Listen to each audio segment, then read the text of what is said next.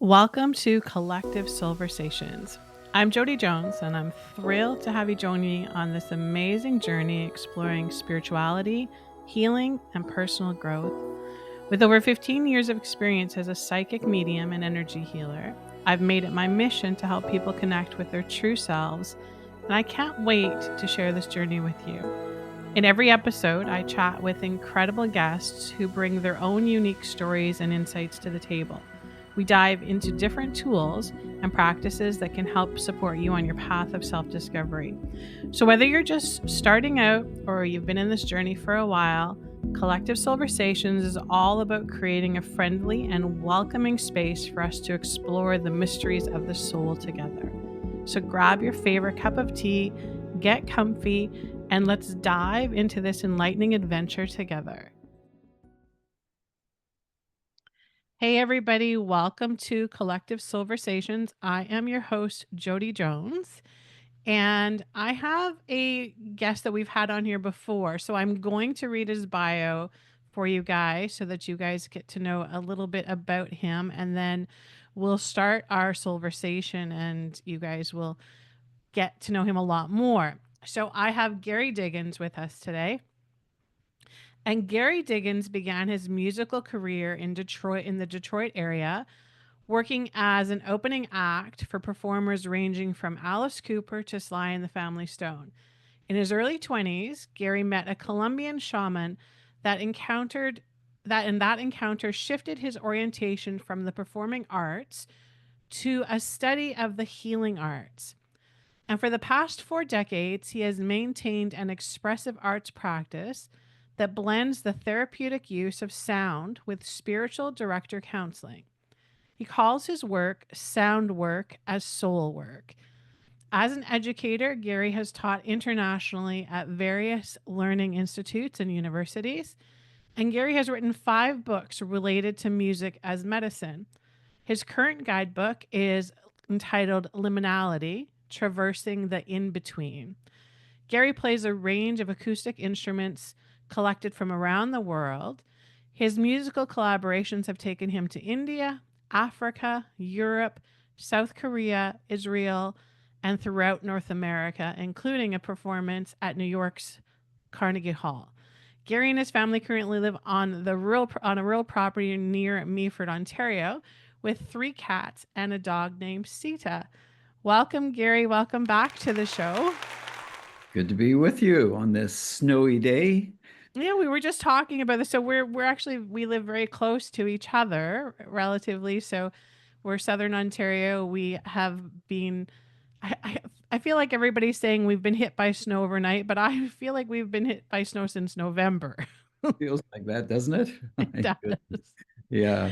Yeah. So we're definitely living in a winter wonderland. I'm thankful for the sunshine, though. I'm thankful that the sun comes in on these cold days.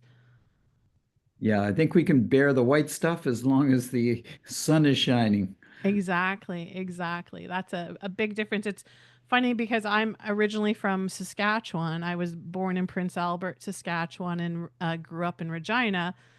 And of course, Saskatchewan has winter for like 9 months out of the year. But they have so much sun. There's always like they have I think, they have way more sun than Ontario has. So even though it's like minus 40, the Uh, sun is out, so it makes it more bearable. And I know that for me that was such a transition when I moved to Ontario of not having as much sun because I'm such a sun baby that I hmm. was like, I like, where's the sun, people? Like, okay, you have no snow, but where's your sun? Yeah, and I think it does affect us in northern climes in terms of seasonal affective disorder, right? Oh yeah. And I do think there are mood aspects that shift and change, not only with the lunar cycles, but with those seasonal cycles as well. Yeah, absolutely. I feel like we underestimate the power and the connectedness that we have with this planet, with the solar cycle, with the moon cycle, with all of that.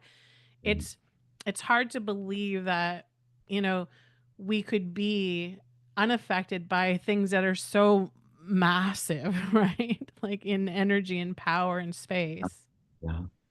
Yes. Yeah, and the extremes right now are really stark and dramatic. I have an older son who lives in LA and had to evacuate during the fires.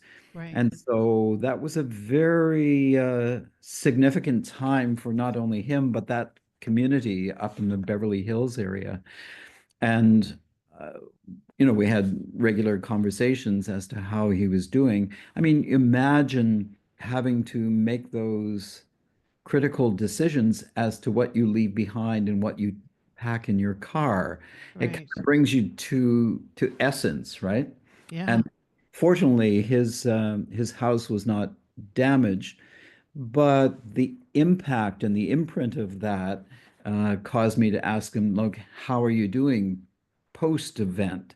Right. And uh, as a Canadian, he said, I'm playing hockey 3 nights a week. Just kind of Found discharge. an outlet to let go Yes. of the But I trauma. thought the other thing that was less whimsical was the fact that he said, I'm volunteering. Right. So those who were affected certainly needed helping hands from the community. And I think, that circumstance brought out the best and the worst in humanity. Right. And you had people risking their lives, and you had others breaking into abandoned homes. So it it really shows you that um, we as human beings are quite a mix of shadow and light. Yeah, absolutely. That makes total sense. And it's also, I love the way that that will kind of tie into what our conversation will be around today, because when we, I feel like it's another thing that we, don't give enough weight to, is also how we process traumatic experiences. Yeah. And being like, you know, there's so many things that we go through in life that we just have to, carry on, keep chopping wood, carrying water. Because we need to do that. But there's such a traumatic frequency that becomes stored in our being. Mm. And unless we find ways intuitively to be able to work through that, it's affecting, it's life altering, and it affects us. And so your son's out there playing hockey. That's a great way, because of course stored trauma in the body needs to be expressed and through movement and yelling and hitting the hockey puck. Yes, right. Yeah, I worked in this community in Uganda in the Gulu region, and these were kids who were kidnapped at gunpoint and forced to be a part of a rogue army called the LRA, the Lord's Resistant Army, and they were forced to do terrible atrocities, kind of kill or be killed. And after they escaped or they were captured by the Ugandan army or the United Nations forces, um, they couldn't return home. So there they were in these kind of limbo states. And a wonderful man gave them a place called Hope North. And one of the things that um, I noticed was a daily part of their regime was playing soccer. So again, that discharge of bodily trauma rather than, it seems in our Western approach to therapy, we rely a lot on talk therapy. Right. What happened to you? Describe that. How are you? Right. Now, those Yeah. kinds of things, and it has its place. Right. But I do think much more experiential and more embodied elements are really important to the healing process. Yeah. And it's one of the things that I'm on my healing journey, at right now. And I believe our entire existence as souls is a healing journey. I believe it's the Yeah. in its entirety. And for me, one of the things I'm coming into the exploration of right now is the understanding and knowing that for many of us, when we experience anything that's traumatic, we escape into the mind. Mm, right? mhm. And that's where that disconnect with the body and the mind happens Right. without us knowing it. And then when we do know that, okay, so something traumatic's happened, we experience this, we go and we do talk therapy, Yeah. where again, we're engaging with the mind. We're just, we're, and again, we're leaving the body out of the equation. And I feel like for so many of us, myself included, that's why talk therapy, traditional talk therapies don't necessarily help as much as they could. And when we bring in the aspect of the body and stored trauma, I Mm. feel like that's when it's pivotal to having that shift.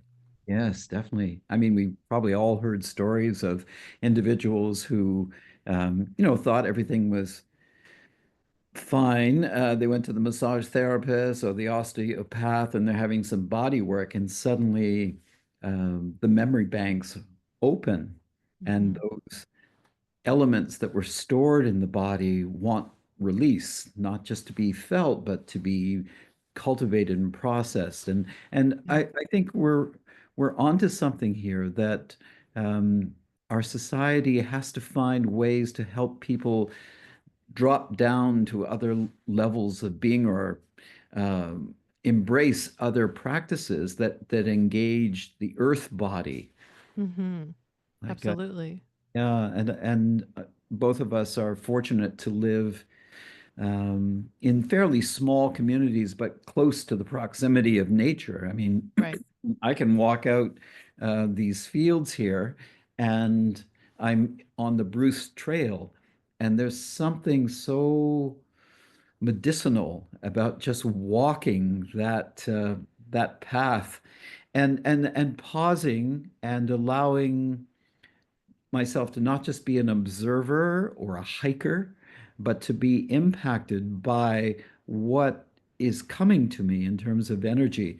I helped a man, two of us were helping a man who was having a heart attack recently, and it was pretty intense because it looked like he had gone, Oh and we my. were doing, traditional CPR Yeah. uh, until the paramedics arrived, and he was revived, but it was one of those intense situations.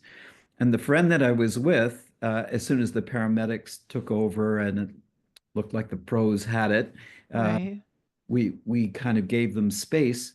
And I watched him, and he walked outside, and the first thing he did was to hug a tree, just to Wow. give all that intense, stressful, anxious energy Yeah. over to the tree. Wow. Very Yeah. intuitive. That's Yeah. great. It's Yeah. brilliant. Yeah. Well, if you look at animals, and their in their simplicity, they're not in the mind. They're very full, fully embodied. Whenever they come into any kind of experience that is less than ideal, they shake it off. They literally, oftentimes, I don't know if you'll notice, with I call my dogs my therapy dogs, because oftentimes I will, like be petting them and embracing them, and seconds later they'll walk away and they do this big shake, and I don't take it personally because I feel like they intuitively know, okay, I brought in all those frequencies, I've helped her out, but now we release them. We can't hang on to them, right?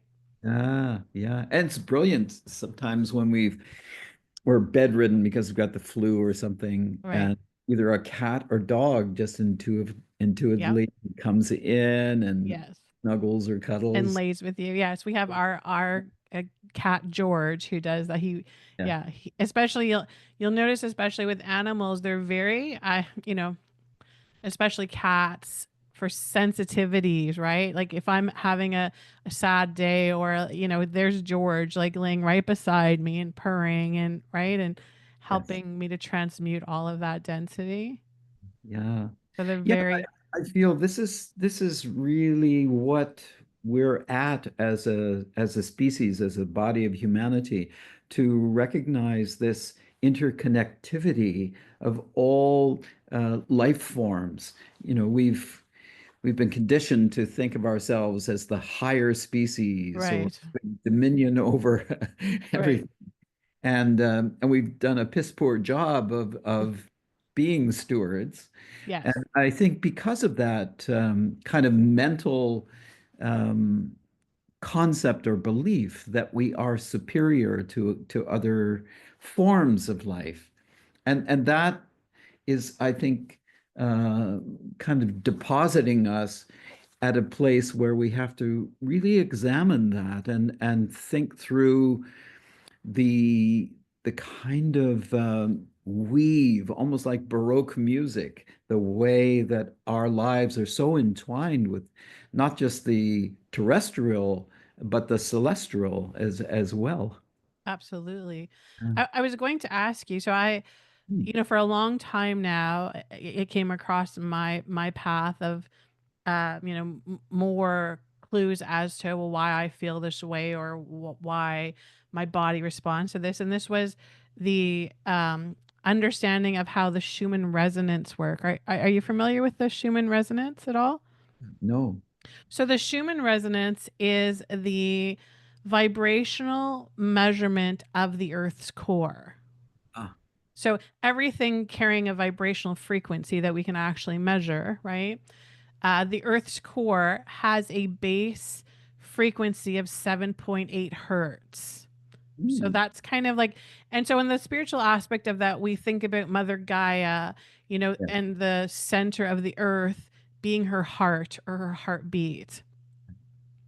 And it's very interesting because we'll notice that there will be shifts in the Schumann resonance, so the measurement of this frequency. And just as an example, we just had a full moon last night. So we had the first full moon of 2025. Hmm, So the full moon energy is very intense, right? It's about shining the light, bringing to surface all of the stuff that needs to be worked and cleared on. And interesting, this particular full moon cycle was like, and usually there's like a window 3 days before, 3 days after, give or take, that people start to feel it. And this one was so intense. It was from, talking to clients, talking to people, it was so intense in so many different ways for so many people. And interestingly enough, today, the Schumann is spiking. So we call them Schumann spikes. So it's hit a power of 81 hertz. So imagine you're going from 7.8 to 81 hertz. That's a massive amount of energy. And spirit always shows me it's as if this very nurturing, powerful female energy wakes up and shakes and just does this, like, like the idea of how when a dog gets a flea off, like it shakes the fleas off of the. And I feel like that resonance from the earth comes in to help us. It's like we purged all of this stuff, all of this darkness, all of the stuff came up, and then there's our mother earth hmm, shaking us. hmm. So to help us to move and again, knowing that we need that flow, it's not a conversation we can have. We can't sit there and talk about it. We need to actually bring some physical movement in. Yeah, yeah. Oh, that's auspicious that you bring this up because I get affected by lunar cycles, especially the full moon ones. Yeah. And not last night, but the night before, my partner Catherine said, "Let's pull the blind open so we can feel the lunar energy and really Yeah. Yeah. be in that lunar cycle." Right. Uh, I hardly got a wink. And my dream life was, Yes. so activated. So last night we didn't open the blinds, but still, I found myself just in activation mode. In fact, I got up at 6 o'clock in the morning, thinking it was like seven or so. And, Right. Right. yeah, and the other thing that you bring up about Gaia, kind of reminded me that often our romantic idea of Earth and Gaia and the natural world tends to be fairly romanticized and idealized. Right. and it kind of um, it overrides this primordial force that is present at all levels, like the dog that shakes off Right. Yes. or the energy. Yes. Every once in a while, we get a taste of what that primary power entails, right? Yes. And Yes. I think it should rise in us a feeling of deep respect for this power and life force that, yes, can produce flower and butterfly, but at the same time can erupt in volcanic uh, Hmm. dramas. Yeah, absolutely. And, with the earthquakes and the tsunamis and all of that for sure. And it's interesting because from the human perspective, again, we can go very mentally into the aspect of things like that happening, right? We saw this with the fires in LA, the very, oh, like what's causing this? Who's doing this? What's like all of this stuff. But I feel like there is, you know, a very pronounced energy of the earth that Mhm. intuitively knows when things need to be destroyed or rebuilt, or and we do ourselves a favor by not going into the constructs of the mind around it and literally feel into it and understand. And you would know this from, walking the Bruce Trail all the time. You see the decayed trees and you see like the broken areas, but then you also will see like, the same area 6 months later with flowers and new growth, right? Yeah. Yeah, we try to shelter ourselves, I think, from the integrative and disintegrative cycles that work hand in glove in the natural world. We Right. build these structures where we're not experiencing the entropy side of the equation until we actually get out in it. And Right. I had an experience the other night. I was coming along my farmhouse is on the seventh line. It's a rural road, and we had this huge snow squall that had big winds mounding snow in the middle of the road. So I'm going low and slow, and suddenly I'm in a whiteout condition, and I hit this snowbank, and my car is stuck in the middle of the road. Mm. And of course, trucks or anything else, I'm a sitting duck. Right. I have to be in my body, not in my head, get my shovel out and work, in this case, for about 15 minutes to Wow. dig myself out in order to come very slowly back to the comfort of home.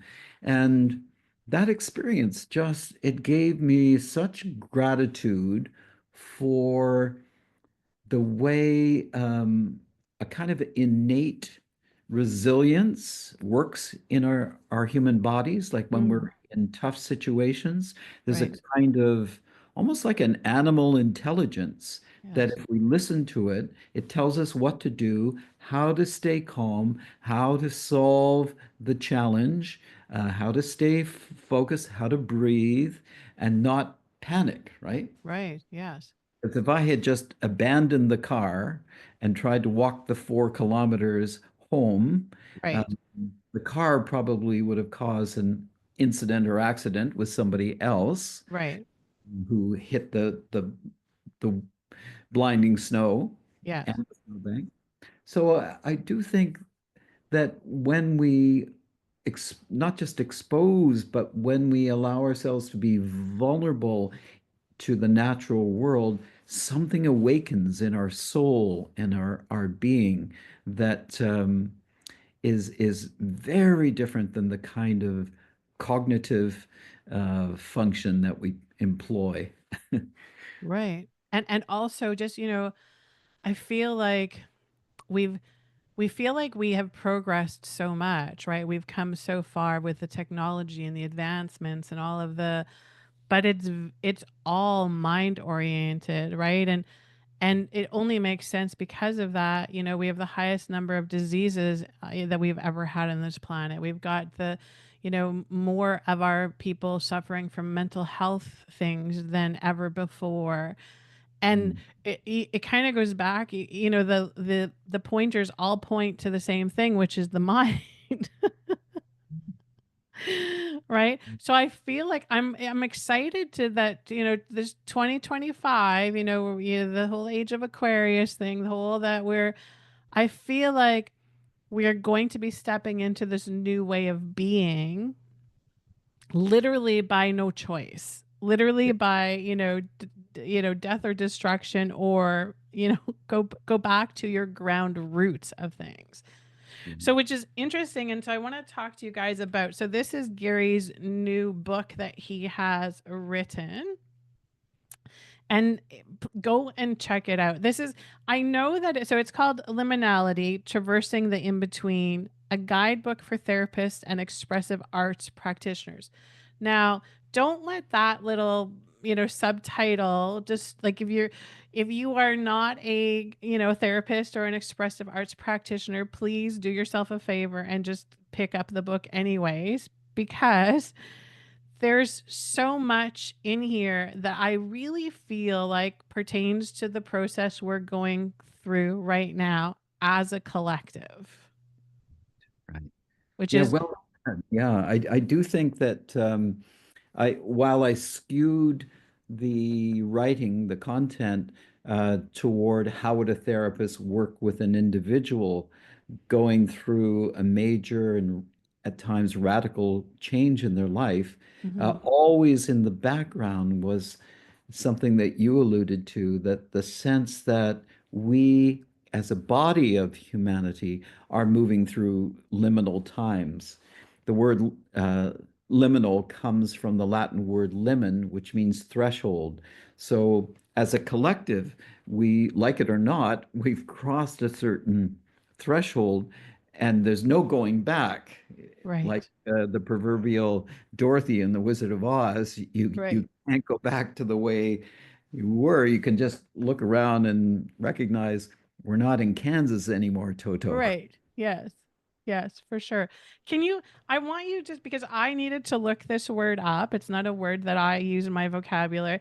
And when I did, honestly had so many aha. And then, reading the book and going through, but I was like, okay, wow. Like this is so just explain to our listeners the definition of liminality.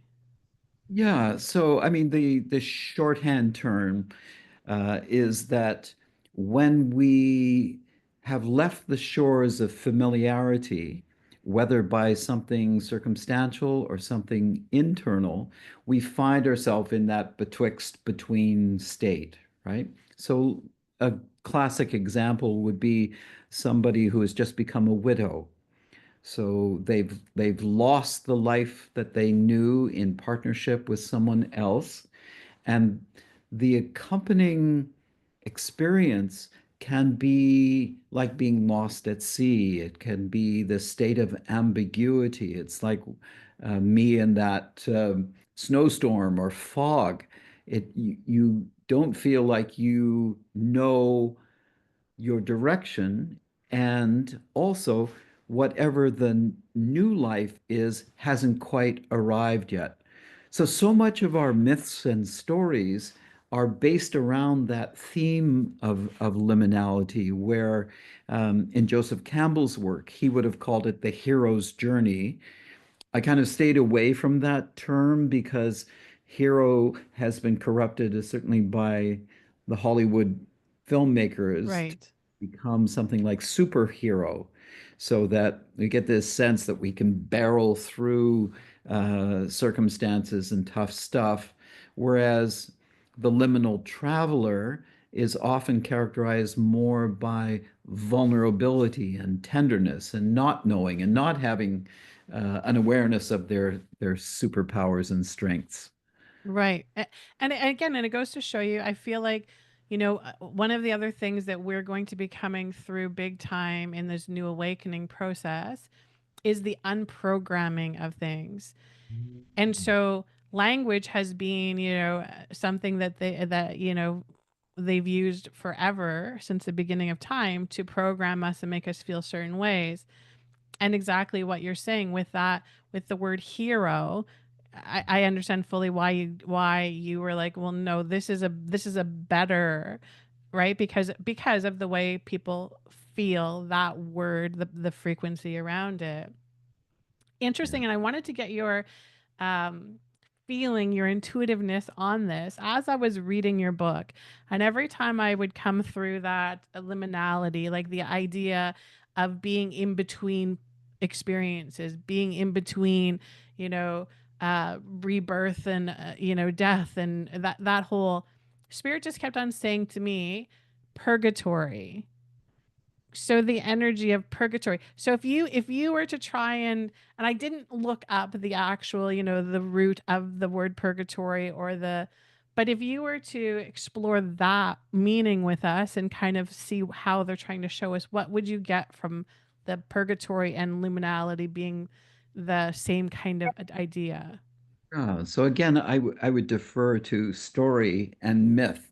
So, for example, in the Greek myth of Persephone, there she is, this young maiden prancing about in the meadow in the spring of her life with her friends, and suddenly she's abducted from the topside world and taken to the underworld. So we can see a kind of parallel to that sense of purgatory, this for her, which became a hellish experience initially, because she wasn't going as a calling. She wasn't going as a kind of sensing that this was part of her vocato, her path. Right. Instead, Hades brought her down. And I think that all of us at different times in our lives have this experience of being brought down, of being dragged down into a realm that is not of our choosing, that has a kind of theme of darkness and death attached to it. Mm-hmm. Mm-hmm. But in her case, she was apprenticing, she was being shaped and molded by her life in a realm that she did not choose to exist in. So much so that Persephone became the queen of the underworld. And eventually her calling was to greet souls as they left their mortal life, right? So she would give the pomegranate seed and a kind of honoring and schooling and mentoring of those individuals as they um, entered a state of liminality. But also in the myth is this sense that she spends half the year in this darkened realm and another half coming up to the topside world where um, she can be with friends and family. So it's a kind of reference to what we were speaking of before, that interplay that we see in nature, that at times we have to let some things go to ashes. We have to Mm-hmm. allow certain things that are no longer relevant disintegrate. And maybe some part of our being has to actually be brought low in that regard, has to, like the proverbial phoenix, where Right. things turn to ash. There can't be the rising up of some new form or some new awareness unless we're willing to go into that womb-like state. Yeah. And I feel like an important message for anybody that's listening right now that is in one of those, darkest times, or we hear the term dark night of the soul, very popular in the spiritual community, that I feel like if we can adjust our perception of the darkness, then that will open up the envisioning, the compass that we need to be able to continue on the purpose of our journey of why we're here. I know for myself, it's very much the way you just explained that story. And this was just recent, I'm 53 years old, and just 2 years ago, I hit the bottom. I'd had a spiritual practice, my whole life. I've been professionally working with clients for 15 years. So, I had all of the ducks in a row. I wasn't somebody who, was struggling without a connection or faith, and it still happened to me. So I didn't choose to go there, not in full awareness anyways, but I was brought there to what I call the experience of the dark night of the soul. And when you're in that depth, it's very hard to see the light. Mm. It's very hard to have that, that full alignment of all your beings and be able to rationalize and say, okay, I understand there's a purpose to this. I understand. Because for me, there were many, many, many moments where it was like, I give up. What's the purpose of this? Like, other than to try and take me out, what's the purpose of this? And it's interesting because you write in your book about this, and I'm so thankful for my husband. He's, such my soulmate, my anchor, my rock, because through all of this, and I was bedbound for a really long time. My physical body was just, it was kaput. And my husband would come in and he would say to me, "You're just in this now, but you won't be in this." Oh, so wise, so wise. Yeah, I think there's even a biochemical shift that takes place in the midlife threshold, right? That Dante, the poet, said, "In the middle of my life, I found myself in a woods wholly lost." So it's a kind of classic notion that in our midlife, things are shifting and changing as we have to let the kind of um, prior life of young and later adulthood shift and temper us for something that comes next. I know parallel to you, I was going along with my practices and whatnot and hit a wall around the age of 50. I had never in my life experienced depression before. I'd experienced, bouts of melancholy and sadness and the kind of grief that comes with a human life. But a long stretch of depression was not in my wheelhouse. So I reached out to someone, a therapist, who kind of like your husband was a guiding light. Largely, I'd go week by week. I'd tell my stories. I'd bring the update, and the person held space with that message, as you just enunciated, that this is a this is a phase that you will go through. You can't fight it. You Right. can't go around it. There's a request for you to be in it, to experience it, and allow it to temper you and, Mhm. in a sense, mentor you at the same time. Right. Because I suspect coming out of that, you have a depth of compassion and a depth of understanding now that can serve in your practice with other people who may be going through a tough time, right? Absolutely. Yes. Yes, absolutely.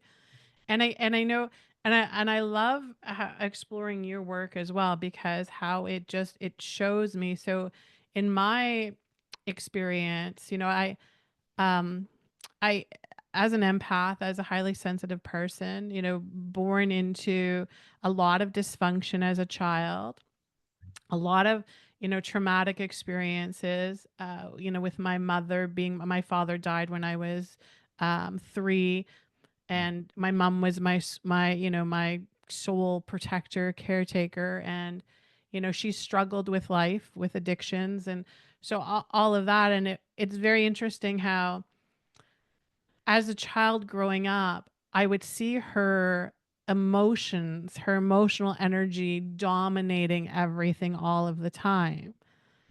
And somehow in my brain, it made me feel like, okay, so don't be like that.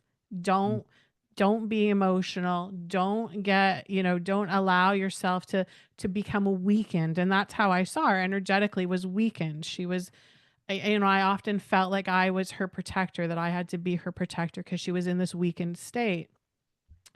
And what I've come to, learn and explore is that I was constantly pushing down all of those emotions, all of the emotional Mhm. energy that I was feeling. I was constantly pushing them into my physical body, and not acknowledging them, and not healing them, and not having compassion and holding space for them. And that accumulation of energy just became pure physical in my body, and I had all these physical things happening in my body, my nervous system, my neurological system, all of that was like system overload, crash time. Wow. Right? So it's very interesting, the work that you do with clients, because you bring in, sound, you bring in frequency to help explore that, the stuck experiences that are in the body. And I Mm. wanted to ask you, because in the book, and you guys have to read this, because I feel like also, if you read a book very intuitively, right? So not necessarily having to read from one page to the next, you could intuitively just take the book, connect with your guidance team, and say, like, highlight what I need to know right now, and then pop into a section of the book. When you talk about like the rite of passage in the book, and I feel like all three of those things kind of tie in together. They're the same wording, they're different wording, but for the same experience. So we talk about the rite of passage, and then what you write about in here called the monomyth. Can Mhm. you explain that a little bit to us, and how that shows up for us? Yeah. Yeah. So the term monomyth really became popularized again by Joseph Campbell, who, as a mythologist, as a collector of world stories, recognized that we were again and again as a species telling that same story about the departure, the separation from the known world, the road of trials and tribulations that we would need to move through in order to gain new skills, the abyss, which is akin to what we were just talking about, that kind of downturn of our lives where we feel ourselves wholly lost, and the breakthrough to attain the boon or the medicine or the gift that we can then bring back to the community. So that in Campbell's notion was the monomyth. And the rite of passage aspect, I feel, comes into play at particular phases of that journey, right? And Mhm. in older cultures, especially indigenous and ancient cultures, they would have these practices at different stages to initiate individuals into the what next. The classic example would be the vision quest that a young person around the age of coming into puberty would be um, tutored, mentored to be able to go out into wilderness, to fast, to pray, to be attentive, to be connected to the old stories, and to be in this kind of altered state wherein there would be an attention to synchronicity, something that would respond from the natural world, whether it be a creature, whether it be a kind of dreamy symbol. And that would then signal that the person has come into a different state than childhood. But I do feel that there are other stages, like we were talking about the midlife point, where we are moving through something intensive that wants to claim us and rename us. And so holding space for somebody in that stage is a kind of, like the elders of old, it is a way of not trying to push anything prematurely, but spiritually and energetically, emotionally and psychologically, creating a kind of crucible for that individual to come to something new, an insight, a direction. And Mhm. when we think of therapy, often it's related to dealing with wounds from the past. But a broader definition of that could be this kind of therapeutic context in which we're holding a person who's moving through a liminal journey and Right. having having not only, as we were saying before, a kind of verbal exchange with the person, but other forms of interaction that might speak to the soul of the person. Yeah. And I found it really interesting how you also, in the book, you talk about how the different, how it's not a one size fits all. So when you talk about your midlife crisis and my midlife crisis, they could be two completely different experiences based on your frequency at the time, my frequency at the time. And I just found it interesting how you write in the book about how when you're working with, sound therapy using you can uh, you can bring in different frequencies depending on the state of the being. So meaning, you know, if somebody has more anxiety in theirs, if somebody has more depression in there, you show us and give us an example that because you talk about using a drone instrument as just as an example, right? Yeah, in many of the older forms of music or sounding, um, individuals and communities didn't work with the same westernized system that we have of chords in our popular music. You know, if you want to write a song, you have a guitar or piano, and you're writing these kind of chordal changes and progressions and whatnot.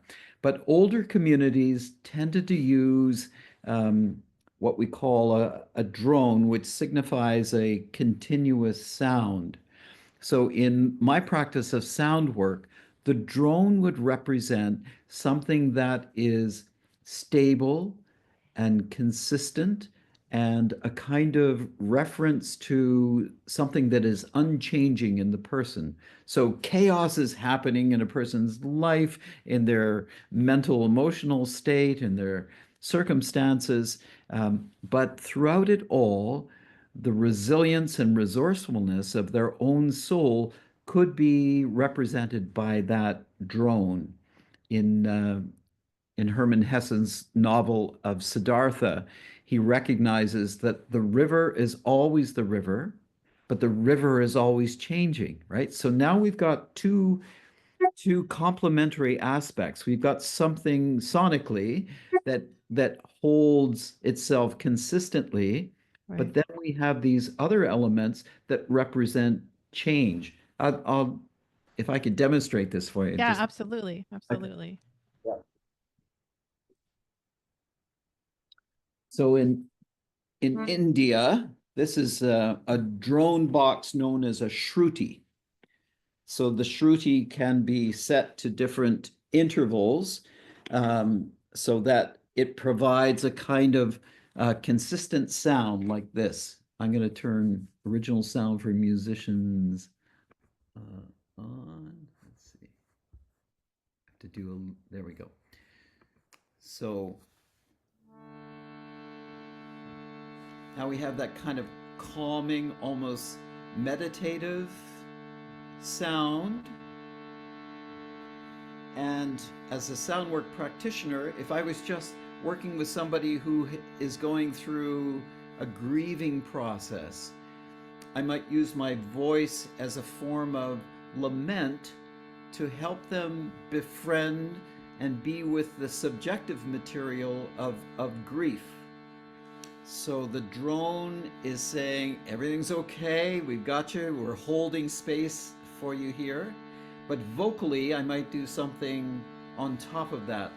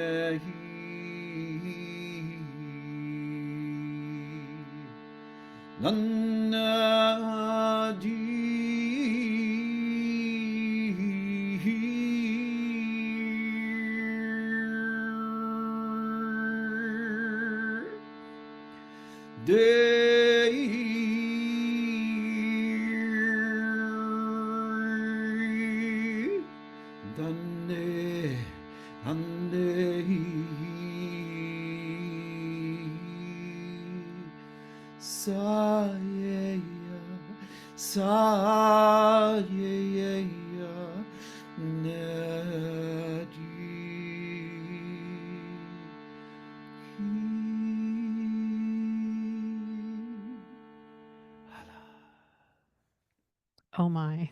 Mm. That I don't even think that I could properly use words to describe the emotional energy that what you just demonstrated. And I hope our listeners go back and listen to that little piece again to show you exactly how, Gary brought in that bass frequency like that, almost like a, okay, so you're standing on the ground barefoot now. You feel that connection. Here's where you are. And even though here's now all those the waves of instability and chaos and all of that coming in making you sway, right? You've got your feet anchored into that bass frequency. That was beautiful, Gary. Yeah, and again, it underscores that in addition to the beauty of language and its place to be able to communicate and share and express compassion and help a person share their story, in addition to that, we need these other practices and tools. We need poetry. We need Mhm. story. We need nonverbal experiences like picture you just painted of standing outside, feet on the ground, just to anchor ourselves, to tether ourselves to the energies Mhm. of the earth. Yeah. And also too, I feel like a new importance that we're starting to learn about as well is the vagus nerves in the body and Um, how the vagus nerves respond to simple things like humming, right? Of that vibrational. So just again, it shows you we can heal huge, huge vital aspects of who we are, not just through language or, talking about it, but through simple things like humming or moaning or groaning, right? yes, yes. And I think those vocal practices put us in touch with a grittier aspect of our being. I Mhm. love what you shared about your mother. And I think in our early stages of life, we want mother to be almost like bodhisattva, always forgiving and always caring and always loving. And yet, as we mature as children, and as the mother matures, she enters darker, deeper, wilder aspects, almost like the crone. Right. So we see this Baba Yaga kind of figure that's not always pretty and not always about beauty, that can be raw and can be a force at times to reckon with.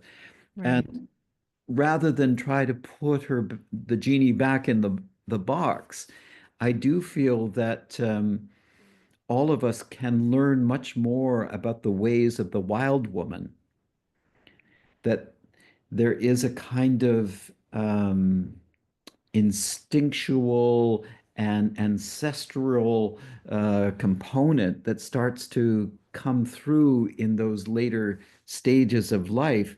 I had a Scottish grandmother who used to speak in the old Gaelic tongue every once in a while, and she was from, the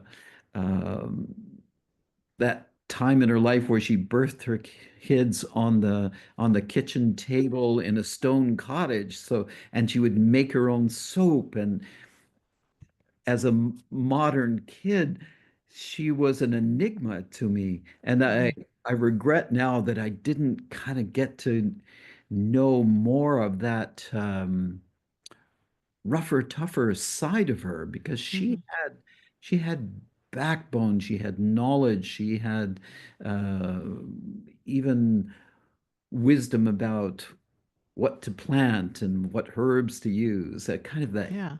So much like, strength, right? So much inner in a strength. good sense, yeah. Yeah, that's beautiful. Well, thankfully, even though we don't, if we don't have the opportunity to get to know our ancestors in this particular lifetime, because of energies we inherit their good stuff and their bad stuff. So all of that is definitely flowing within you.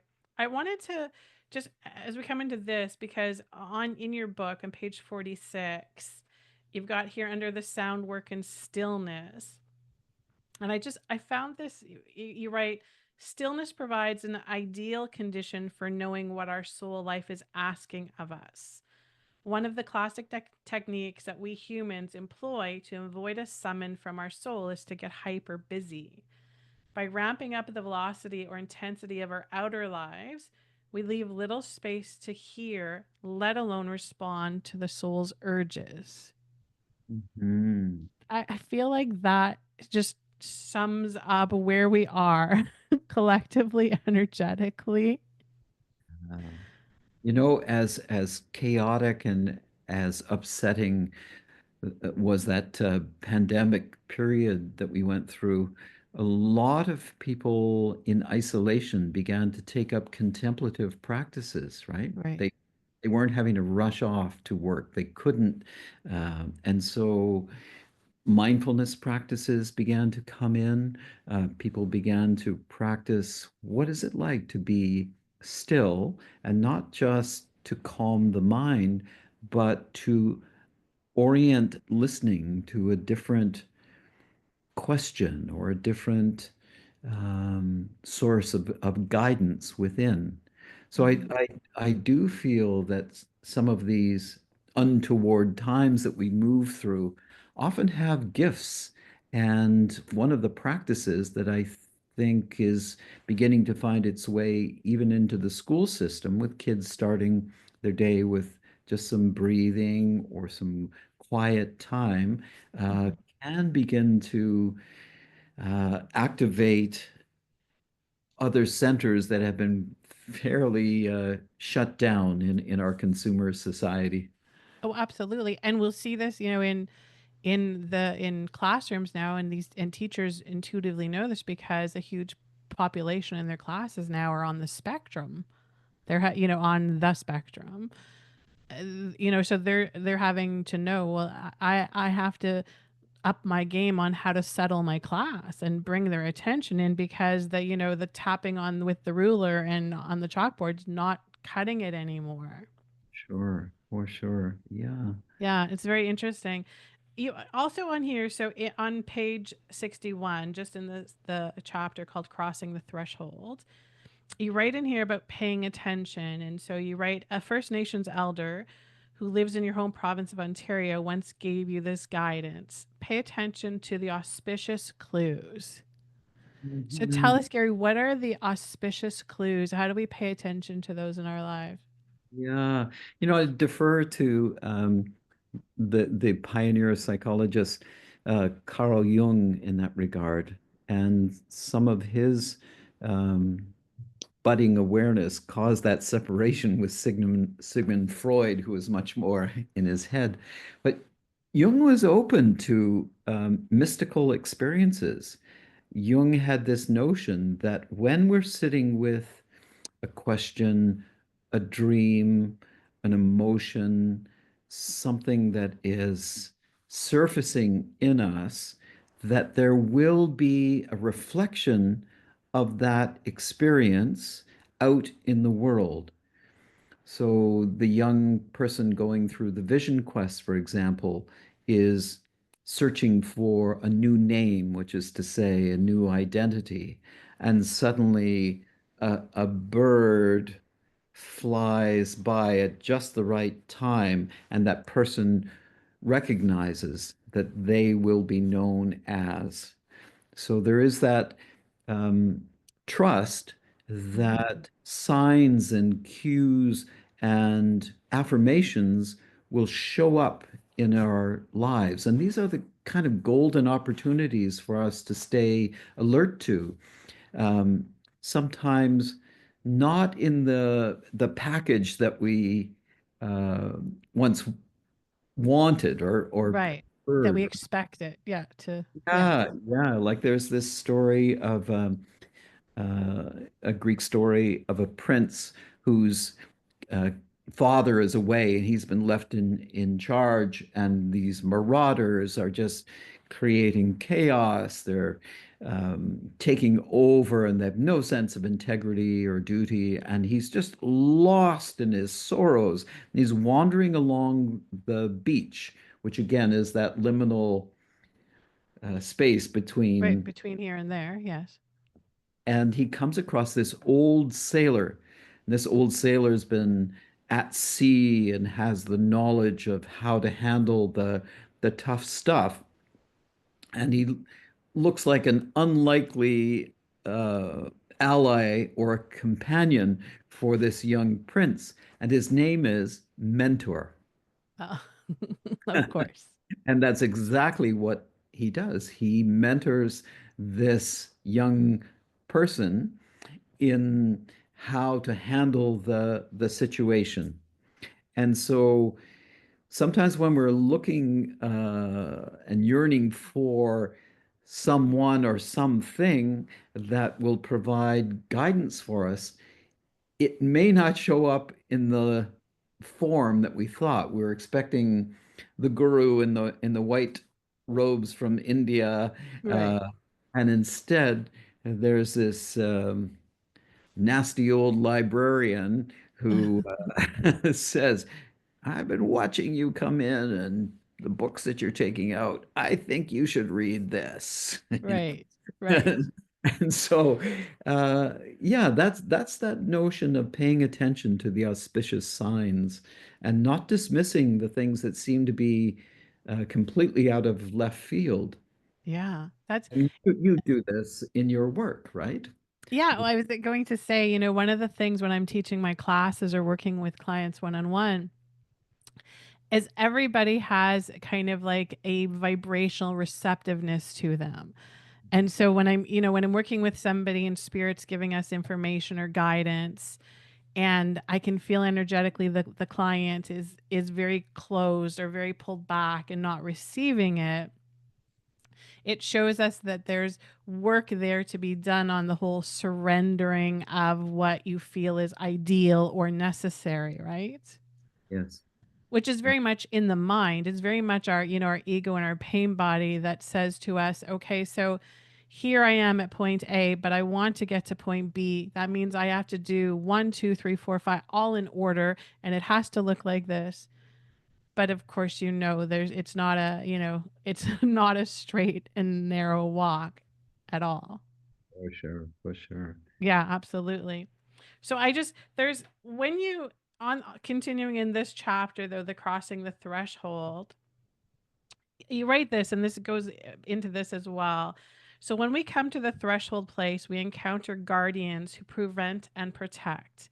When we cross the threshold, we encounter forces that serve to minister, give support to, and educate us the unknown. Sometimes these helpers provide assistance in the form of showing a direction, like the white markings on the Bruce Trail. You talk about when you're walking through the trail, how somebody will mark and I feel like this is important for everybody to hear because I don't think you can hear it enough that even when you're listening to this podcast and you're listening to the words that Garry uses and the words that I'm saying, allow yourself to like be drawn to the highlighted parts of things. Mm. I feel like if we come into these, because you could read a million books and watch a million podcasts, and when you're doing that, ultimately you're just getting somebody else's perception on things. And so intuitively, if we kind of explore that and say, you know what, I'm a very intuitive person. Maybe I haven't read a book yet, or I'm not a musician, or I'm not a dancer or a poet, but I know as a soul, I'm very intuitive. So if I put my guards down a bit, surrender, release, one of the big life lessons we're all working on, and just allow certain parts of conversations to kind of flow over to me, and then I can explore them and be like, oh, okay, that's for me. That's helpful right now. I feel that. And I feel like if you guys go in and you read Gary's book and you take it with that kind of intention, that you will find that there's so much healing to be found in the book, more so than just the words that are written there, for sure. So there's one thing. Do you have a copy of your book that you can that you I would like you to there's I want you to read something, and I want you to read it. First I thought I'll read it because I had so much fun reading it. I again, it was like it just took me out of my space and time and really opened up so much. But I want you to read it so you can go through and take us on that little bit of a journey. But I wanted to read this part, and I want you to talk about this. You wrote on here, this is in the beginning. And so this is a chapter called Disorientation. It's on page 3 in the beginning.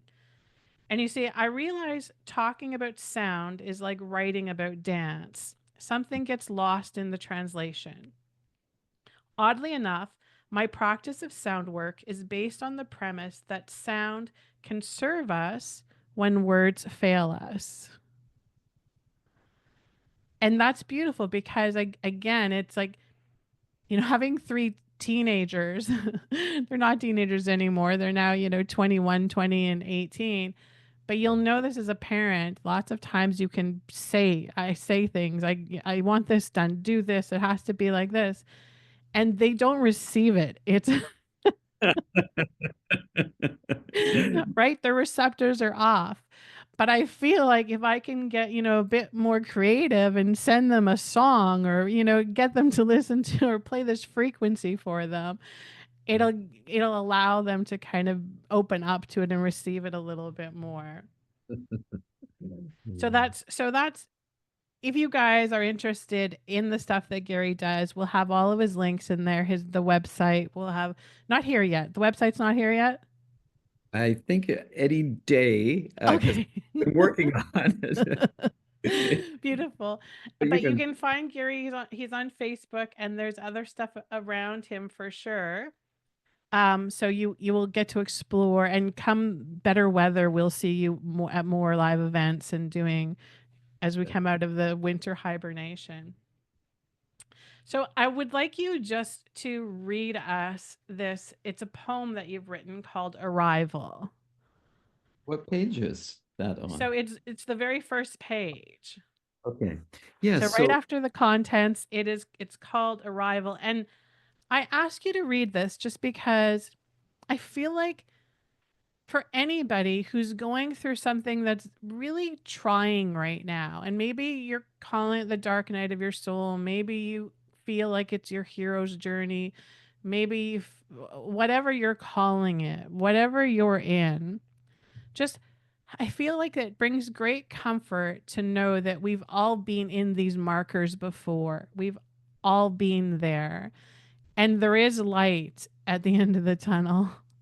It does show up, and in this, the poem, this Arrival poem, I felt so many moments of reflection reading that, where I could go into my life experiences and be like, yeah, you know what, I've been in that moment, I've mm, felt that moment.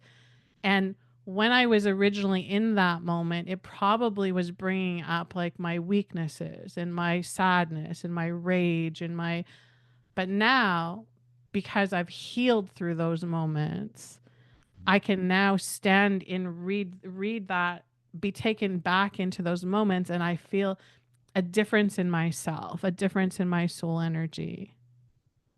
Yeah, I feel your sharing removes the veil of shame.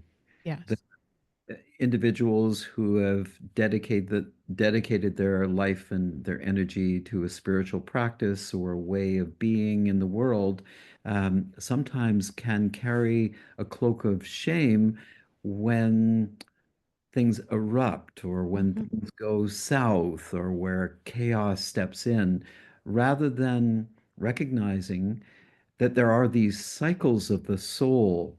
There are these times where the way is clear, and there are also these liminal periods where something has shifted, and not to berate ourselves, not to beat ourselves up because something doesn't seem to be neat and clean anymore. Right. Right. So Yeah. that's what this poem is intended to do, is to kind of take these universal experiences, but also to leave the reader or the listener with a kind of inquiry. So Hmm. it says, perhaps it arrived on a commonplace day, after the hungry cat stirred you, or the alarm shocked you into today's waiting list. Maybe it arrived in the middle of the day's muddle. Did it barge in like a thunderclap on a sunny day? Was it a phone call from the doctor's office? Did you find a handwritten letter on the kitchen table? Did someone stop breathing? Did your business partner betray you over a nice lunch? Maybe it came quietly, like wind dying and sails flapping wearily. However it entered, your surrounds looked the same, but you stood in a place where familiarity gave way to mystery. You felt the desert sand beneath your feet, and only a single thought crept up from the void. It was wrapped in terror and wonder. It asked, what now? Beautiful. Beautiful. And that's what now, right? That's the what do you the $2 million question. What now? Right. Yeah. And that's, and I feel like that's, again, people sometimes feel like on this spiritual path or the spiritual journey that there is like a beginning and an end to it. But for, us that have been, doing this for a long time, I think one of the most helpful tools we give ourselves is that permission to say that there is no beginning and no end. Mm, yeah. Yeah. And also that notion that there can be this kind of contradiction, it seems, that um, there's something only the person can do by themselves. There's all your powers of listening and concentration and attentiveness and your spiritual practice are really your province. You have to enact those skills and practices, etc. But at the same time, which seems contradictory, you can't do it alone, Right. right? You have to Right. find your and be with your community, your loved ones. The Irish had this beautiful term called anam cara, which means soul friend, right? Right. Somebody who you don't have to explain yourself to. They just get it.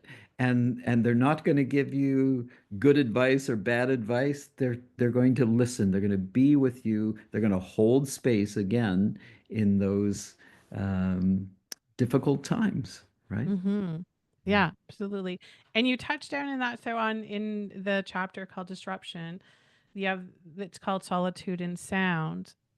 And you talk about that. And I feel like many of us have felt like that. I know for myself in this, in that time, in the darkest time of that, even though I had my husband and my family and, friends, and I felt like I was by myself, Definitely. I and mean, with purpose though. yeah, I mean, you watch people who, again, who have had a major loss in their life. There's a kind of reclusive energy. They pull away from events, they pull away from communities.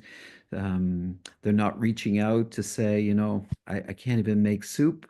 Right. So those of us who become aware of a person in those transitional times, we have to be really proactive and let them know I'm thinking about you. I'm holding you in my prayers. And more practically, I'm bringing you over soup. Right. And it's a big deal. And and I had a good friend who brought me soup during that time that I was, and there's something in that act of, because again, you touched on it a little bit, and I'm sure that Spears is telling me to bring it up again because somebody needs to hear this, but we do have a certain, an altar that we kind of put ourselves all on, Mm. especially those of us who, are in the public eye, and where, we stand up to be helpers, teachers, guides, gurus, whatever it may be. We have this like false sense of, I can't show up for anybody else if I'm not perfect. If I'm not 100% perfect, then I can't show up. And God forbid I should actually be truthful and share and raw when I'm going through the dips and when I'm in a, less than enlightened moment in my life.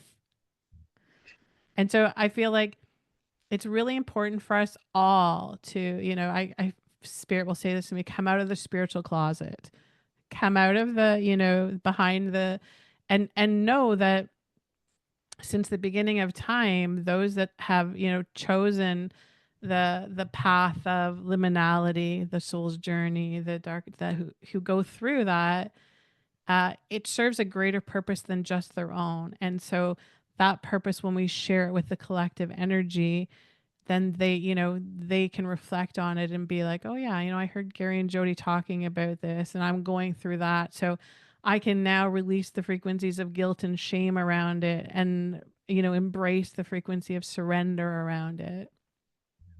Yeah. One of the one of the lovely stories that I included in the book was a Native American teaching story about jumping mouse.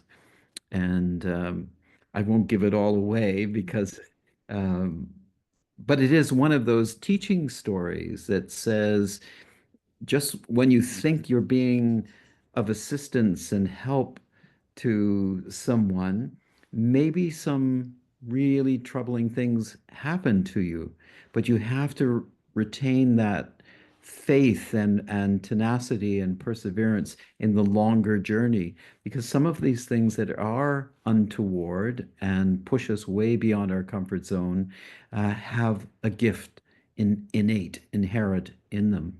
Mm-hmm. Yeah, absolutely. It's funny because I can remember a long, long time ago, I was just having a casual conversation with a friend. We were walking through another friend's uh, barn that had horses in it, and we were touching the horses and talking, and I something was happening with the horse, and I went into, the thing that I do, which is like, well, let's explore the meaning of this and why it's, and my friend very seriously said to me, you realize that not everything needs to serve a purpose, right? And I was like, no, I did not realize that. Uh, Yes.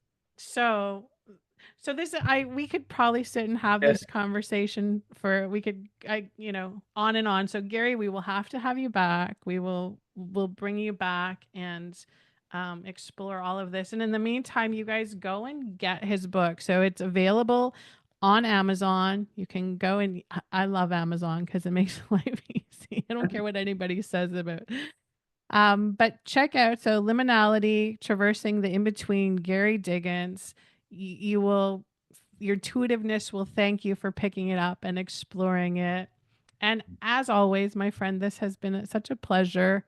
Love uh, sharing space with you. too. Yeah, I felt like we were stepping into that timeless state where, every once in a while you have to look at the clock. Oh my goodness. Right. Yes. That's always a good sign. When time disappears, you know that you're on the right path. That's perfect. Awesome. Well, thanks everybody for listening, and we will connect with you again. Garry, thank you so much. All the best. Thank you.